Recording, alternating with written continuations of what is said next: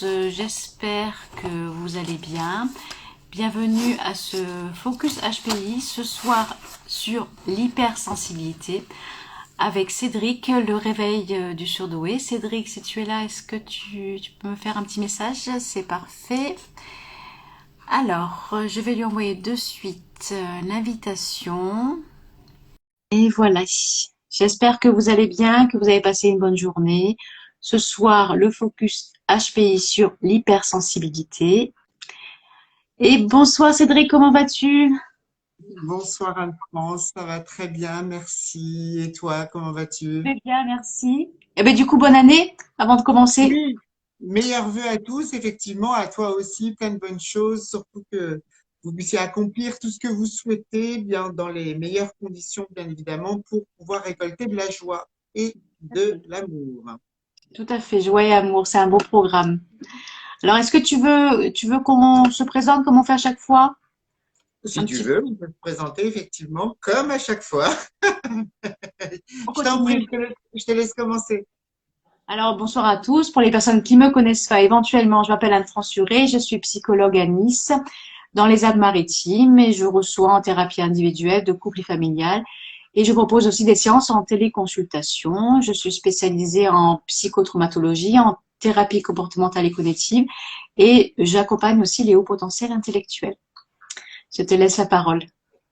Très bien, je suis donc Cédric Sokolowski, je suis psychanalyste spécialisé dans les fonctionnements au potentiel, neuroatypique en particulier, je suis thérapeute quantique énergéticien et je suis surtout spécialisée dans les troubles de comportement associés à la neuroatypie, que ce soit l'autisme, que ce soit le haut potentiel, qu'il soit au potentiel intellectuel ou émotionnel, avec tout ce que ça peut comporter de problématiques de décalage dans la vie et d'hypersensibilité, bien sûr. Donc, justement, ce soir, le focus HPI, c'est sur l'hypersensibilité. Alors, justement, là-dessus, est-ce que tu veux commencer à dire, dans les mots que tu as ciblés de ton côté, si tu veux commencer à prendre la parole? J'aimerais, si je peux avoir la parole, bien sûr, pourquoi pas, je voudrais définir ce qu'est l'hypersensibilité dans un premier temps pour qu'on puisse Oui, tous parler le même langage. Bienvenue à tous ceux qui arrivent sur ce live. Je vous donne tous le bonjour. Et voilà. Alors, effectivement, l'hypersensibilité, d'une part, j'aimerais pouvoir distinguer deux mots qui ne sont pas du tout les mêmes et qui sont souvent employés l'un pour l'autre. C'est-à-dire que ce soir, on va parler d'hypersensibilité et non pas d'hyperémotivité. Ce n'est pas la même chose. L'hyperémotivité, c'est le fait d'avoir un système émotionnel intense, alors que l'hypersensibilité est le fait de pouvoir, de façon intense, avec le mot hyper, être en capacité de pouvoir capter toutes les informations de son environnement dans tout ce qui est invisible, tout ce qui n'est pas palpable. Ça, mm, c'est l'hypersensibilité. L'hypersensibilité est toujours reliée à son environnement uniquement mm, et n'est pas reliée à son système intérieur. Voilà. C'est la capacité de pouvoir comprendre ou subir, ça dépend le cas, son environnement, de pouvoir l'absorber comme une éponge ou mm, pas. Ça dépend à quel niveau il est subi ou pas, à quel niveau il est atteint ou pas, ce mm, système d'hypersensibilité qui est vraiment une capacité à elle seule. Et donc, je redis, c'est cette capacité de pouvoir capter les informations de son environnement dans tout ce qui est invisible, vibratoire, mm, les humeurs des autres, etc., en ayant des manifestations physique, corporelle, mm, avec un délai plus ou moins grand. Et ça, c'est important de le dire. C'est-à-dire qu'il y a des gens qui sont capables de pouvoir recevoir les informations de l'invisible dans l'instant et d'autres avec un délai. avec un, en différé. Mm, En différé, effectivement, ça dépend à quel point, et ça, je mm, vais faire un lien direct avec notre live sur le dégoût, où j'avais parlé d'hypersensibilité. mm, L'hypersensibilité, elle est plus ou moins altérée en fonction du dégoût qu'on a vécu. Voilà. mm. Voilà, moi, pour ma définition, pour qu'on puisse parler ce langage-là et surtout pas confondre avec l'hyperémotivité, qui peut être le résultat d'une grande hypersensibilité, mais l'un n'entraîne pas toujours l'autre et ce sont deux capacités différentes. Voilà, l'hyperémotivité, pour vite fait le définir, c'est la capacité de pouvoir comprendre les situations dans lesquelles on est soi-même, pour lesquelles on est protagoniste. Et savoir quelle émotion est dégagée, ça veut dire pouvoir la traduire. Et l'hypersensibilité, c'est la capacité de pouvoir traduire son environnement avant d'être dans la situation, par exemple. Voilà, ça c'est pour bien définir les choses. Je le vois trop souvent, les gens qui parlent d'hypersensibilité émotionnelle. Alors on comprend l'idée, mais il faut bien distinguer les deux. Ce sont vraiment deux capacités différentes, sachant que l'émotivité et l'hypersensibilité, elles sont reliées bien évidemment, mais elles ne doivent pas être confondues. Voilà, c'est pas du tout la même chose. Voilà ce que je pouvais dire dans un premier temps. Et en fait, le thème de ce soir, à savoir, j'ai rajouté un petit peu ce sous-titre, à savoir si c'est un cadeau qui est empoisonné ou pas. Et d'où le lien avec le dégoût, évidemment. C'est aussi pour ça que le titre, il y avait plein d'informations dans ce sous-titre. Voilà, je te laisse continuer si tu veux pour pouvoir, toi, définir avant de parler peut-être, enfin, en parlant des mots que tu as pu mettre en place, mais comment toi, tu pourrais la définir. Déjà, est-ce que toi, tu es hypersensible? Moi, je suis hypersensible, oui, je travaille dessus depuis des années, oui, sur cette hypersensibilité. Et par rapport à ta définition, bah, je trouve qu'elle est très bien ta définition. Donc là-dessus, j'ai pas plus à rajouter en fait par rapport à ce que tu as dit. Effectivement, c'est en lien avec ce qu'on peut ressentir de l'environnement, et donc c'est quelque chose bah, qui est empoisonné ou pas. Ça dépend le travail d'introspection qu'on a fait par rapport à ça en fait. Et Ouais. justement, comme tu as par rapport à ton titre cadeau empoisonné, là-dessus, dans tes mots, tu as utilisé le mot cadeau. Alors là-dessus, toi, de ton côté, sur ce mot-là, est-ce que tu veux nous dire qu'est-ce que tu en penses sur ce côté? Alors, en fait, l'hypersensibilité, lorsqu'elle n'est pas subie, est un réel cadeau. Alors, un cadeau qui vient de papa ou maman, ou papa et maman, évidemment, comme d'habitude, hein, les héritages sont là, évidemment, on est avec cette hypersensibilité activée ou subie, bien évidemment. Mais l'hypersensibilité, moi, je suis hypersensible, mais je suis un hypersensible activé. C'est-à-dire que tout simplement, j'ai la chance d'avoir cette hypersensorialité, hypersensibilité qui me permet finalement de pouvoir capter mon environnement dans les informations que l'environnement donne sans en absorber la matière. Mm. Donc, je ne suis pas une éponge. C'est-à-dire qu'on peut imaginer que le maillage de ma peau est tellement serré que ça ne laisse pas passer finalement, je n'absorbe pas l'humeur des autres ou tout ce qui est vibratoire.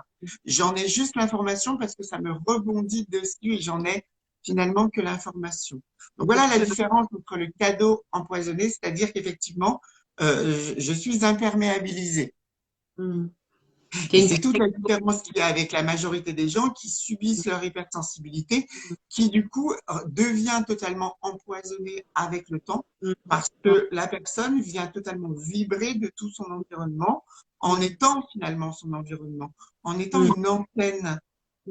Et c'est pour ça que moi je parlais de cadeau, parce qu'on peut en faire un cadeau, à condition encore une fois, c'est toujours la même chose d'être accompagné correctement avec une personne qui est en capacité de pouvoir expliquer ce qu'est l'hypersensibilité, de pouvoir comprendre que l'hypersensibilité, lorsqu'elle est subie, c'est tout simplement relatif au fait d'avoir été pénétré, Mm. Par donc l'environnement. par son environnement, et donc d'en avoir justement dégagé du dégoût. Et ce dégoût, il est anesthésiant. Il anesthésie la compétence. Et quand on est hypersensible et qu'on vient absorber son environnement jusqu'à ne plus savoir qui on est finalement, tellement on est cette antenne qui capte le reste, eh bien, on n'a plus cette capacité, on devient incompétent dans cette hypersensibilité. Aujourd'hui, l'hypersensibilité, elle est utilisée comme souvent quelque chose de beau, à condition d'être tout seul. Mais souvent, c'est assez empoisonné parce qu'effectivement, on a des personnes qui sont hypersensibles, plus, et ça existe, qui deviennent électrosensibles. Alors quand tu dis électrosensible, tu veux expliquer ce que... Oui. C'est-à-dire que c'est une forme d'hypersensibilité qui est tellement arrivée à un point euh, tellement intensément que du coup, on en vient capter les ondes les plus élevées et donc du coup, être électrosensible, c'est vibrer et avoir son système nerveux altéré totalement de toutes Mm. les ondes qui entourent. C'est-à-dire bah, toutes les ondes qu'on peut avoir et qui sont bien connues qu'est la Mm. Wi-Fi, la 2G, 3G, 4G, 2G, Mm. c'est pas, pardon, 3G, 4G, 5G, etc., le micro, tout ce que vous voulez, et tout ce que sont les ondes créées par l'homme finalement. Mm. Ah oui, ça devient handicapant. Ah, ça devient un handicap où les personnes sont totalement, elles vibrent de partout. En fait, on peut imaginer qu'elles sont pas reliées à la Terre. Mm. Comme Mm. une maison qui aurait finalement un système électrique qui n'est pas relié à la Terre, ben, toujours en surtension Mm. permanente intérieure. Donc ça, c'est un extrême, mais il y a de plus en plus de gens qui ont cette hypersensibilité plus. Alors, on va pas parler de ça ce soir, mais je voulais l'aborder. Ça, Mm. ce sont des thèmes que je déploie de plus en plus et qui me permettent de réparer les personnes qui sont électrosensibles parce que c'est l'enfer, hein. C'est totalement Ah, l'enfer. Mais revenons sur ce sujet plus général et peut-être moins grave qui est mm. l'hypersensibilité. Mm. Moi, j'avais mon premier mot, enfin deuxième du coup, maintenant troisième déjà, parler d'empathie. Parce que Mm. c'est un cadeau qu'être empathique. Être empathique, cela signifie dans sa définition être en capacité de pouvoir ressentir, avoir cet état de conscience, Mm. parce que l'hypersensibilité fait partie d'un des quatre aspects de la conscience, Mm. c'est-à-dire la conscience des perceptions, et donc de pouvoir ressentir l'humeur, l'émotion des autres en étant dans ses baskets.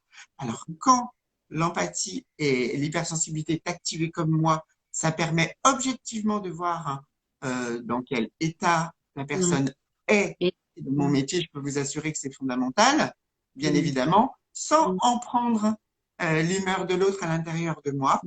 Mm. Par contre, quand l'hypersensibilité n'est pas activée, l'empathie, elle a pour seul résultat de ne plus savoir finalement ce qu'on reçoit comme information de soi ou des autres, et donc du coup d'effacer sa propre personnalité jusqu'à plus savoir qui on est tellement les informations viennent de partout. Il y a des gens qui sont agoraphobes. Et l'agoraphobie, c'est justement le fait de se sentir totalement étranglé, Mm. totalement assailli par les énergies et les émotions des autres. Et donc la foule Mm. et tout ce que ça peut comporter la foule de beau, un Mm. stade en liesse, quand on est hypersensible, c'est magnifique. Quand on est activé, parce que du coup, ça fait vibrer de partout de Ouais. joie. Mais Mm. pour des personnes qui effectivement n'ont pas cette hypersensibilité d'activer, eh bien, c'est l'enfer. Donc, ce sont des gens qui s'isolent et Ouais. on vient justement sur ce mot-là que tu as Mm. noté. Je crois, la solitude, je te laisse en parler. Oui, c'est vrai qu'effectivement, quand on est cette hypersensibilité, comme tu dis, pour en revenir à ce que tu disais, ça peut être un cadeau si on arrive effectivement à avoir cette protection par rapport à l'environnement et aux émotions, par exemple, des autres, pas se laisser submerger par les autres et leurs émotions. Et après, euh, et après, pour les personnes qui ont du mal, justement, effectivement, mais ces personnes-là préfèrent rester seules parce que ça demande trop d'énergie et c'est épuisant, en fait. C'est en lien aussi avec un autre mot que j'aimais aussi, la fatigue, parce que c'est tellement épuisant que des fois, la seule solution pour des personnes, c'est de rester seul, en fait. Ouais, le mot fatigue, il rentre même pas dedans, ça s'appelle carrément de l'épuisement, hein. Oui, oui, c'est vrai que j'ai Donc, marqué de l'épuisement. voilà, la fatigue, c'est quand on est, quand on a trop travaillé Voilà, physiquement, les on est jours de travail. fatigué et qu'on ne prépare facilement avec du sommeil ou du repos. Mais l'épuisement, c'est lorsque tout simplement Mm, l'hypersensibilité, par son épuisement, peut tout à fait à un moment donné plonger en dépression. Et mm, ce qu'on appelle la dépression, c'est tout à fait l'inverse de ce que je nomme moi la motivation, l'animation. C'est le fait d'être totalement enfoncé dans les marasmes de la négativité et de ne mm, plus pouvoir s'en décoller. C'est comme être au fond de la piscine et ne plus pouvoir donner un mm, coup pour redémarrer. C'est ce que je mm, nomme moi la dépression. C'est le fait d'être totalement immobilisé parce que assailli de mm. toute la négativité du monde, Du parce que monde. les gens hypersensibles ont aussi cette vision des choses claires, souvent intuitive, de voir le positif de la nature, de tout ce qui est équilibré, du genre vivant, des animaux, des gens aussi, mais aussi de voir aussi très fortement le négatif et de le capter, qui peut plonger dans la dépression. Dans la Et ça, c'est dépression. quelque chose de terrible. Aujourd'hui, les personnes hypersensibles, d'une part, je vais faire une parenthèse, les personnes hypersensibles ne sont certainement pas des personnes faibles ou fragiles. C'est pas vrai. Ah, C'est pas de la fragilité, c'est une grande force que de pouvoir comprendre le monde, sauf que la compréhension est tellement subie, et le mot important, c'est pas que le mot subit finalement, qui fait que du coup, ça les terrasse. ouais. Et c'est là que peut venir l'état dépressif et par extension la dépression qui peut arriver. Voilà, et ce besoin d'être seul finalement, ça peut être dangereux en fait sur du long terme hein, si la personne ne décide pas d'aller voir quelqu'un pour pouvoir travailler là-dessus justement sur cette hypersensibilité. Donc c'est important justement d'essayer de remonter à la surface, hein, comme tu reprenais Oui, l'exemple de la piste. bonsoir à tous, bonsoir Moumen, bonsoir Nadine, bonsoir, Bonsoir à tout le monde, à toutes les personnes qui se connectent petit j'ai à vu petit. Marion, j'ai vu plein de monde. On vous souhaite le bonsoir à tous et j'espère que ce sujet vous intéresse. Oui, il vous intéresse, je vous connais. Bien sûr. Donc, en fait, l'hypersensibilité, aujourd'hui, on dirait que c'est quelque chose à la mode parce que, alors, ça, quand on parle de potentiel de tumeur et d'hypersensibilité, tout devient à la mode. En fait, c'est pas tant ça, c'est juste que c'est quelque chose qui aujourd'hui est reconnu.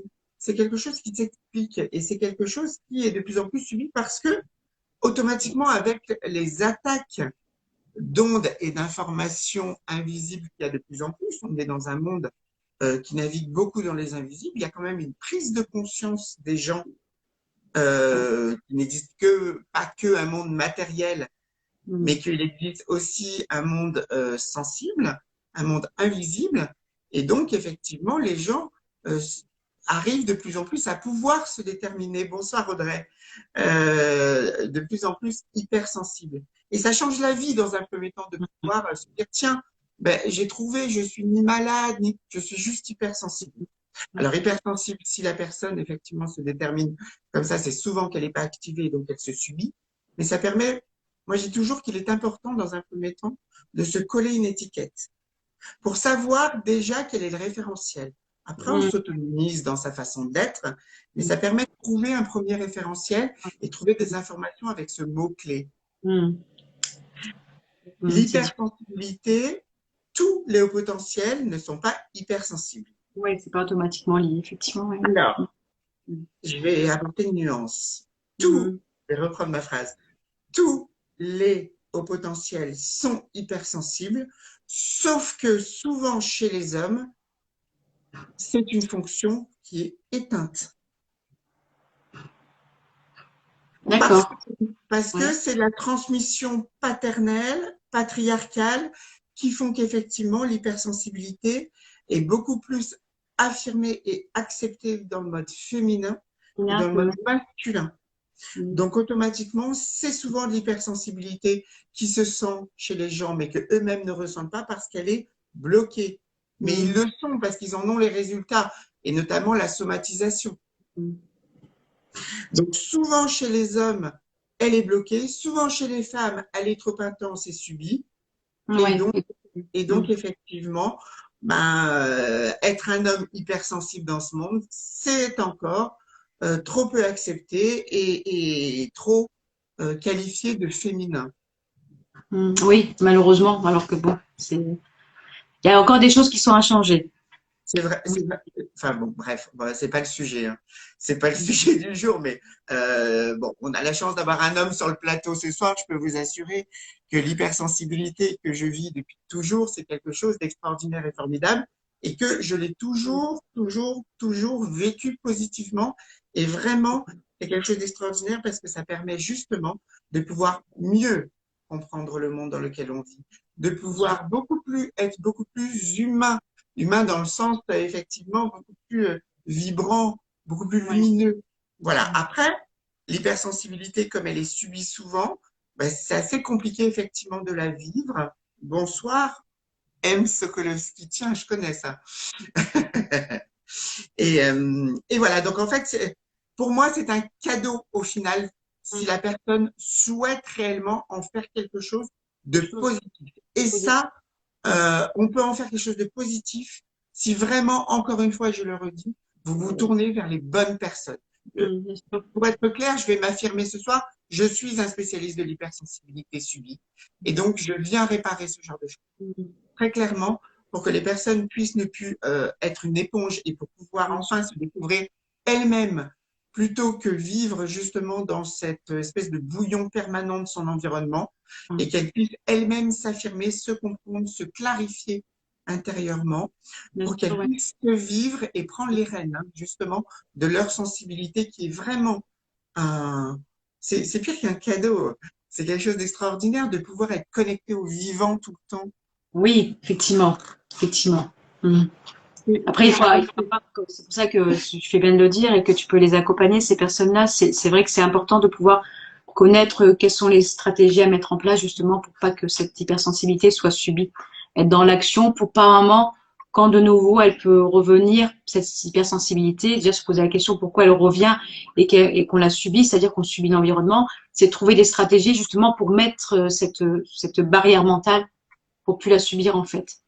Enfin, moi, en fait, comme tu m'as posé la question hypersensibilité, moi, ça fait des années, je sais qu'apparemment, ça peut revenir et quand ça revient, de suite, j'ai des stratégies que je mets en place rapidement dans des instants de vie de ma vie personnelle, hein, en dehors de ma vie professionnelle, pour justement remettre cette barrière mentale. Parce qu'apparemment, en fonction elle peut un petit peu s'éteindre et il faut avoir toujours des stratégies justement pour remettre cette barrière mentale qui me permet justement de me dire ce sont ses émotions, ce sont ses humeurs et pas les miennes pour pas que ça m'envahisse totalement, même si c'est effectivement un cadeau de tout ressentir notre environnement.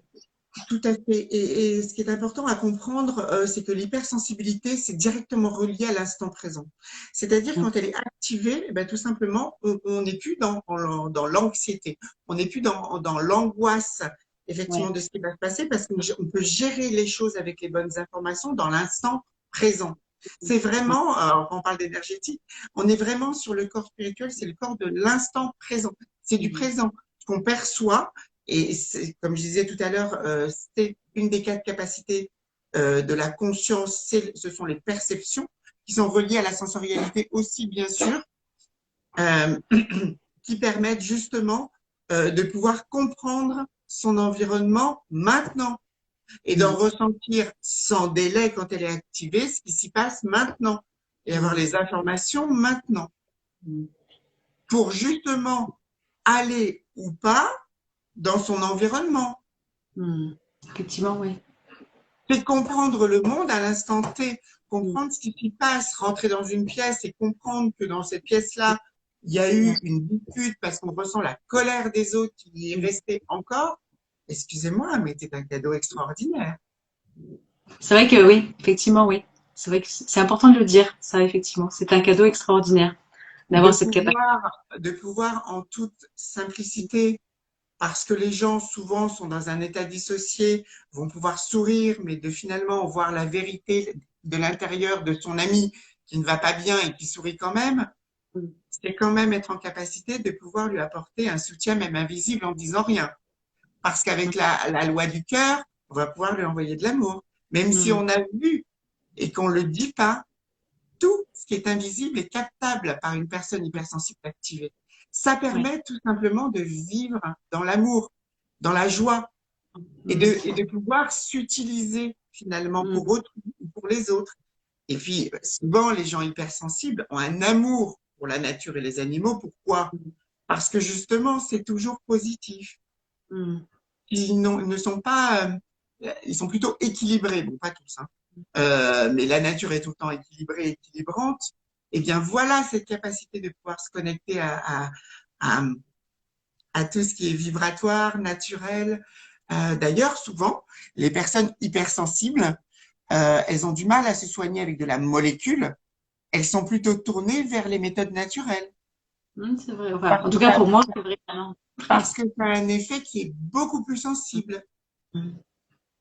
Alors que tout ce qui vient pénétrer, on l'a dit hein, tout à l'heure, tout ce qui vient pénétrer chez les personnes hypersensibles de non naturel, de noms positifs, automatiquement, ça va les mettre à terre. Alors, pensez bien qu'une molécule fabriquée qui n'est pas, qui rentre dans une personne, déjà, ça vient la déconnecter de son corps. Pourquoi? Parce que tout simplement, ça crée un état de sidération, encore une fois. Et je vous invite à regarder le live qu'on a fait sur nos chaînes respectives sur le dégoût. Ça fait un lien direct avec le fait d'être en état de sidération et de bloquer son hypersensibilité. Mickaël Sokolowski, qui est mon frère, dit c'est une vraie richesse. Alors, oui, il est d'une trempe un petit peu comme la mienne quand même. Et je confirme effectivement. Voilà. Donc, ou Mireille Sokolowski, c'est peut-être meilleur, je ne sais pas. Mais c'est marqué M. oui, Sokolowski. je ne sais plus qui mais, En tout cas, enchantée, enchantée dans tous les cas. non, mais vraiment, c'est pire qu'un cadeau, c'est un don lorsque on réussit finalement à pouvoir l'activer. C'est une compétence comme toutes les autres compétences, quand elle n'est pas activée, est subie. Voilà. Et oui, effectivement. C'est en lien, en lien en mots, j'avais rajouté, bon, je ne me semble pas qu'on en ait parlé, c'est le besoin des hypersensibles à se sentir légitimes par rapport à leur hypersensibilité. Et souvent, ils se sentent aussi incompris parce que quand ils parlent de leur hypersensibilité à leur environnement, ils ont du mal à trouver une bonne écoute, en fait. C'est en ça que c'est bien aussi de se faire accompagner. Et eux-mêmes ont ce retour d'être fragiles. Excuse-moi, je souris parce que c'est ta mère, en fait, qui t'écoute, qui nous écoute. D'accord. Enchantée. Donc effectivement, cette hypersensibilité, quand elle n'est pas activée, quand elle est subie, est un facteur du coup de ne pas se sentir à la hauteur, parce que du coup on n'y arrive pas, on ne fait que subir, on n'arrive pas à reprendre le dessus, est un facteur de dépression, est un facteur d'hyperémotivité, est un facteur du coup d'absorber et de venir vibrer de tous les troubles comportementaux qu'on peut développer aussi parce que ça vient bloquer la conscience. Et donc, c'est le cerveau qui vient du coup mettre des stratégies en place qui ne peuvent durer qu'un temps et qui viennent bloquer la conscience, mais aussi qui vient altérer toutes les autres compétences parce que l'hypersensibilité crée de la somatisation et donc de la maladie. Et oui, par extension, effectivement. D'où l'important de se faire accompagner. Oui, complètement. Et accompagné par des personnes qui le sont déjà. Franchement, c'est très, très important. Des personnes qui ont pu transcender cela en faisant une vraie force. Vous savez, je lis souvent les messages sur les réseaux sociaux qui disent qu'il faut apprivoiser son hypersensibilité. Moi, je suis pas d'accord. On ne peut pas apprivoiser quelque chose qu'on passe son temps à subir. On n'arrive même pas à donner un coup de pied pour remonter la tête hors de l'eau. Comment voulez-vous apprivoiser quelque chose que vous subissez comme quelque chose qui est trop lourd pour vous à ce moment-là? Non, non, je ne crois pas qu'il faut apprivoiser. Il faut comprendre déjà ce que c'est. Il faut comprendre quels sont les facteurs. Qu'est-ce que c'est exactement? Et c'est l'objet de notre live, c'est aussi de définir cela pour que on puisse au moins le subir, comprendre ce qui se passe, bien sûr. adapter sa vie pour pouvoir retourner dans le monde en écartant ce qui nous est toxique. Et mon mot, il est pesé parce qu'une personne hypersensible qui subit son hypersensibilité, on peut imaginer que tout devient toxique, hein, avec une hiérarchisation plus ou moins importante. Mais vraiment, aujourd'hui, on parle d'hypersensibilité comme si on parlait manger des haricots verts, hein, s'il vous plaît. Tout le monde n'est pas hypersensible déjà. D'autre part, tous les potentiels n'ont pas ces manifestations-là. Mais surtout, l'hypersensibilité, elle est positive au final. Si on doit passer par quelque chose de négatif, c'est parce que vous avez une fonction qui n'est pas activée et donc des perceptions qui ne remontent pas en conscience. C'est là où il y a un blocage, il y a un nœud. D'où le fait que l'hypersensibilité soit subie à ce moment-là donné. Oui, complètement. J'ai toujours l'impression, dans nos lives, de toujours taper du poing sur la table. Mais oui. D'exprimer certaines choses. Et puis, puis le fait de les exprimer de cette façon-là, ça permet effectivement à beaucoup de personnes de pouvoir enregistrer mieux les informations, que ça soit, voilà, et que pour faire ce travail d'introspection aussi, c'est bien aussi de pouvoir On justement. n'a pas parlé d'un sujet concernant le résultat de l'hypersensibilité, c'est le burn-out. Il ne faut pas oublier que quand on est hypersensible, ça veut dire qu'on n'arrive pas à se comprendre et on ne connaît pas ses limites, donc automatiquement on va les dépasser. Et toutes les limites, bien évidemment, et surtout celles qui permettent de répondre à ce qu'on attend de nous. Mm. Ça, c'est une particularité aussi de l'hypersensibilité et de l'état dissocié, hein, qui souvent sont liés.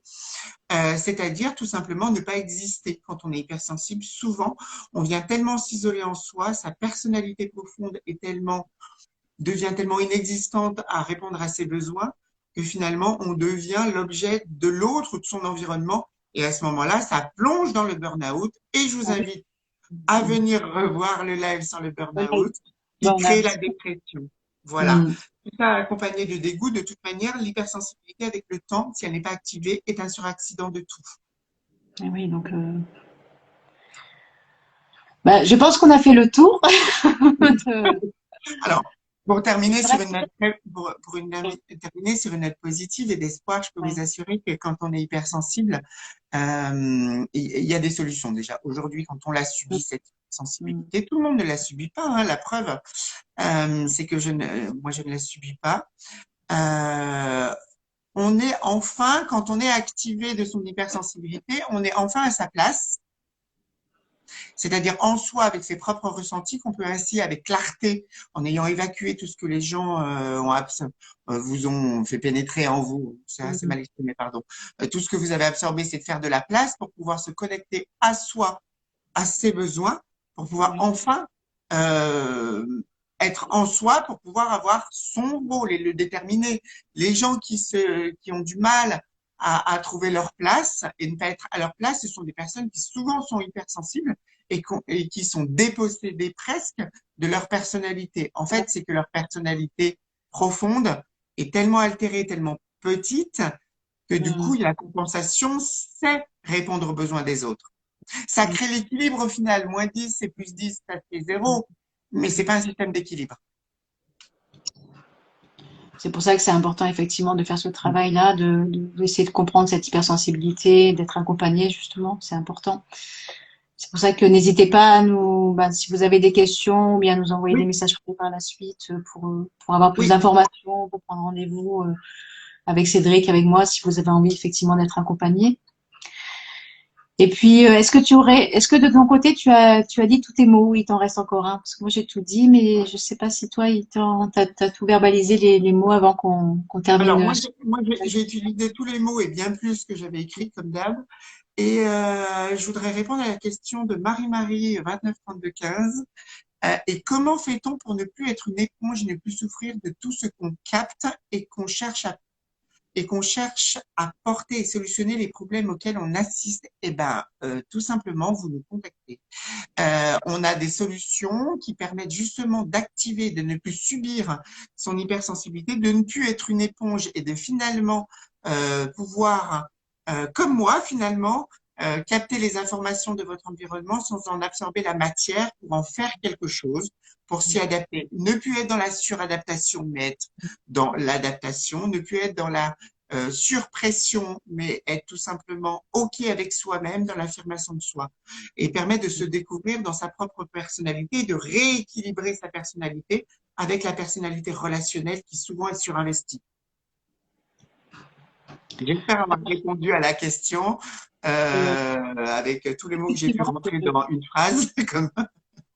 Donc voilà ce qu'on pouvait dire sur Tu as, l'hypersensibilité. ouais. On pourrait en parler des heures et des heures et des heures parce que l'hypersensibilité, ça fait appel à toutes les autres compétences humaines aussi, évidemment, parce qu'elles se conjuguent.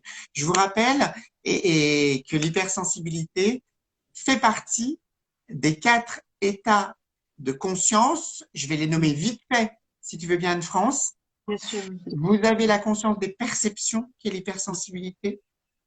Vous avez la conscience de l'ouverture, qui est reliée à l'évolution. Vous avez la conscience de la fluidité, c'est-à-dire la fluidité, c'est-à-dire de l'instinct. et vous avez la conscience, il faut que je regarde pas mes notes, mais mes tableaux, et la conscience de la sécurité, c'est-à-dire le lâcher prise. Lâcher prise. Ouais. Voici les quatre fonctions de la conscience qui permettent d'être totalement sans mécanisme de défense de troubles comportementaux, qui permet de venir vivre sa vie en ayant les rênes de sa vie en objectivité et pouvoir réellement être bien dans ce monde sans en absorber toutes les merdes. Oui, pour faire court, oui, effectivement, la dernière phrase fait toutes les mains. Effectivement. Merci. Voilà. Il y a Monrero Nadine. Live très intéressant. Merci à vous deux. Merci Merci. Nadine. Merci Merci beaucoup. Nadine, je t'embrasse bien fort. Voilà, j'embrasse tout le monde comme d'habitude. Je vous embrasse tous. Moi, je vais vous souhaiter une très belle soirée. L'hypersensibilité, je pense qu'on a dit le principal. On peut en parler pendant des heures, comme je disais, on peut rentrer en profondeur, mais après, on rentre dans des sujets qui viennent s'écarter. Et surtout, ne confondez pas, et ça c'est important, l'hypersensibilité et l'hyperémotivité. N'hésitez pas à nous envoyer des messages si vous avez besoin d'amples renseignements. Merci à vous tous pour avoir été présents ce soir dans ce direct avec Cédric. Et puis, on vous dit bientôt au mois prochain pour un nouveau direct sur le Focus HPI. Bonne Je vous soirée. embrasse. Bonne soirée à tous. Au revoir Anne-France et au revoir à tous. Passez une douce soirée. Au revoir. À toi aussi. Ciao, ciao. Merci.